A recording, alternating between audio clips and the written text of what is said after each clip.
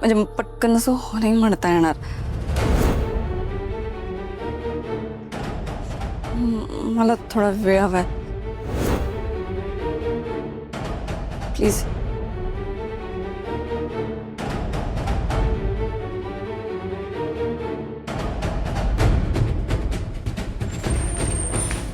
नाही म्हणण्याचा प्रश्नच येत नाही अर्पिता. फक्त हो म्हण. तुला हवा असला तरी वेळ नाहीये माझ्याकडे. आजपर्यंत इतक्या मुली आयुष्यात आल्या, पण मला हवा असणारा हिरा पारखून घेतलाय पहिल्या नजरेतच.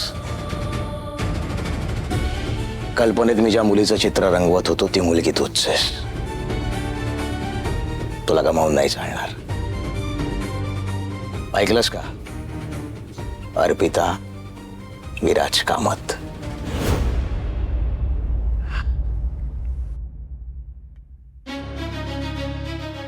लग्न करशील माझ्याशी? आत्ता काय, आज काय, उद्या, 6 महिन्यांनी काय? मी तुलाच विचारणार आहे लग्नासाठी. हे काय घडलं नेमकं? असं काही होईल असं स्वप्नातही विचार केला नव्हता मी.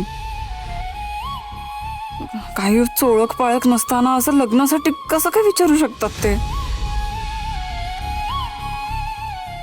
तेही असं डायरेक्ट अचानक. आणि मीही लगेच उत्तर द्यावं अशी अपेक्षा करतायत ते. तसे विराज सर जेंटलमॅन वाटतात, पण मग असे का वागले असतील ते? काहीच कळत नाहीये. आता उद्या ऑफिसमध्ये डबा द्यायला गेले की पुन्हा हा विषय काढतील का ते? मग अशा वेळेस मी काय करायला हवं? त्यांना भेटणं टाळू का? नाही नाही, ते बरोबर नाही वाटणार. पण मग काय करू?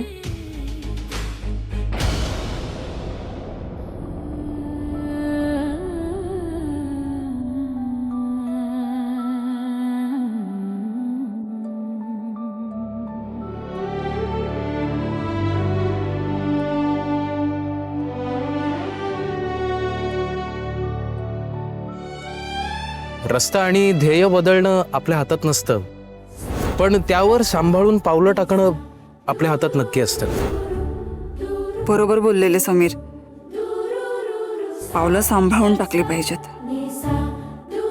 कदाचित अनिशमुळे बोलले असतील, पण अगदी योग्य वेळेस बोलले. त्यांना कसं कळतं माझ्या आयुष्यात काय चाललंय ते? पण त्यांच्या नकळत का होईना त्यांनी योग्य सल्ला दिला.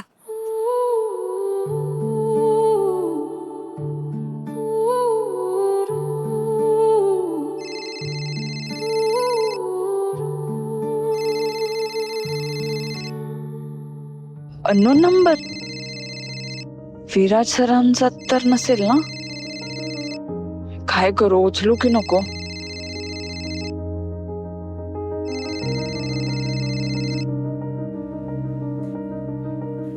हॅलो. हा नमस्कार. मी भडकमकर बोलतोय. भडकमकर चाळीचा मालक. अर्पिता पुरोहित बोलताय का? हो हो हो, नमस्कार. मला समीर करून समीर देशमाने त्याच्याकडनं नंबर मिळाला तुझा. हो, समीर म्हणाले मला तुमच्या पार्टीबद्दल. मी ऍक्च्युली तुम्हाला फोन करणारच होते. गुड. म्हणजे तुला जमणार आहे ना? पार्टी आज संध्याकाळीच आहे. वेळ कमी आहे तुझ्याकडे. हो हो सर, जमेल जमेल.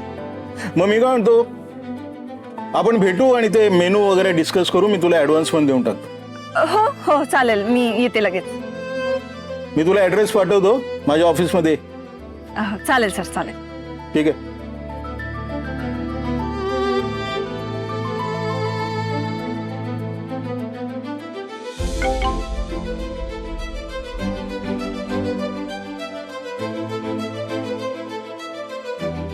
अरे जवळच आहे.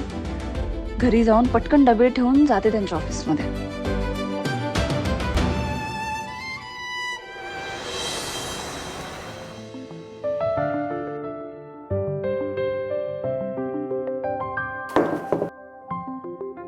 सर येऊ का? हं. नमस्कार, मी अर्पिता. आपलं मगाशी फोनवर बोलणं झालं होतं ना. सॉरी, मला जरा यायला उशीर झाला. अहो, ते शेअर रिक्षाच मिळत नव्हतं. बस. सॉरी हा. पण तुम्ही कामाच्या बाबतीत काही टेन्शन घेऊ नका. काम चोख आहे माझं, एकदम निश्चिंत राहा तुम्ही. नाही, खात्री आहे मला. तुझ्यासाठी याने शब्द दिलाय आणि याच्यावर माझा पूर्ण विश्वास आहे. तुम्ही तुम्ही पण आलात?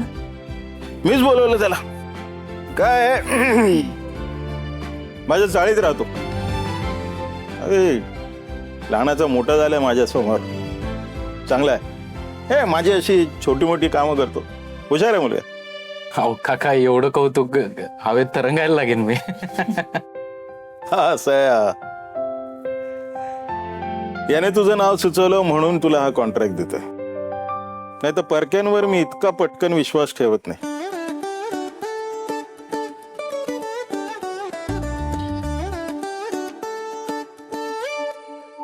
थँक्यू. अरे नाही, थँक्यू कशाला, इट्स ओके. असं कसं? तुम्ही एवढी मदत करता, मला थँक्यू तर म्हणायलाच हवं ना. आणि माझ्या बाबांची तशी शिकवण आहे. वा वा. असे संस्कार हवेत. म्हणजे संस्कार देणारे आई बाप आणि संस्कार घेणारी मुलं. आपल्या राजश्री सारखे. काय रे? हो हो.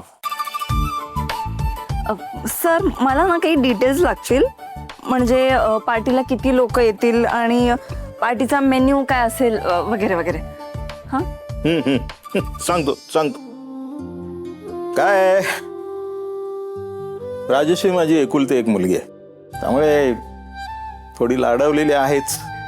या मुंबईतली, म्हणजे हा राहतो ती चाळ धरून माझ्या 3 चाळी आहेत. उद्या त्या चाळींची मालकीणही तीच होणार आहे. कालच पुण्यावरनं शिक्षण पूर्ण करून आले, त्यात तिचा वाढदिवस आहे.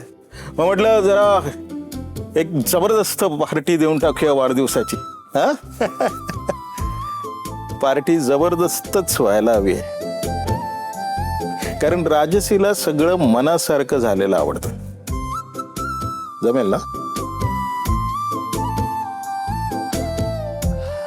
हो हो. मला राजसीच्या आवडीचे पदार्थ सांगता का? बापरे, ते आपल्याला काय जमायचं नाही. हा काय, तुमच्या नवीन पिढीचे ते नवीन मेनू आपल्याला